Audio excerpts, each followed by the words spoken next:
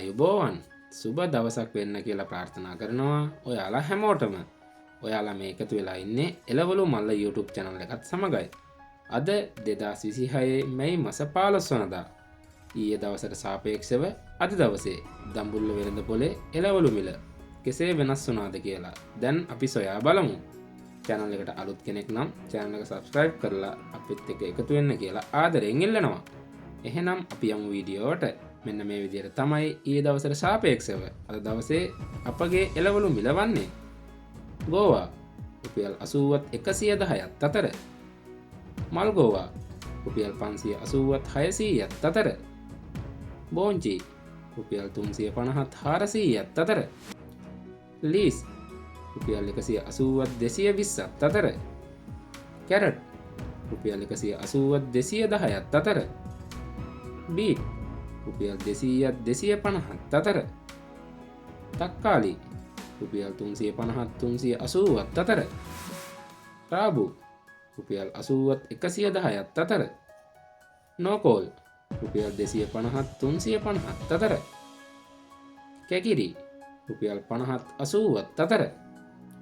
පිපිඤ්ඤා රුපියල් 100ත් 140ත් අතර. වැටකුළු රුපියල් 380ත් 400ත් අතර. බණ්ඩක්කා රුපියල් 200ත් 210ත් අතර. පතෝල රුපියල් 220ත් 240ත් අතර. කරවිල රුපියල් 430ත් 460ත් අතර. තුමු කරවිල රුපියල් 500ත් 600ත් අතර. වට්ටක්කා රුපියල් 100ත් 110ත් අතර. බටානා රුපියල් 150ත් 210ත් අතර. වම්බටු රුපියල් 300ත් 340ත් අතර. තිබ්බටු රුපියල් 450ත් 500ත් අතර. එළබටු රුපියල් 280ත් 300ත් අතර. දඹල රුපියල් 300ත් 350ත් අතර. මෑකරල් රුපියල් 180ත් 220ත් අතර. දෙහි රුපියල් 400ත් 450ත් අතර. මාළු මිරිස් රුපියල් 300ත් 370ත් අතර.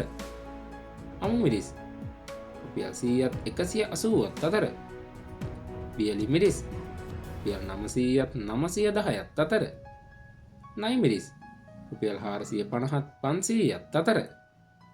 ඉඟුරු රුපියල් 400ත් 420ත් අතර.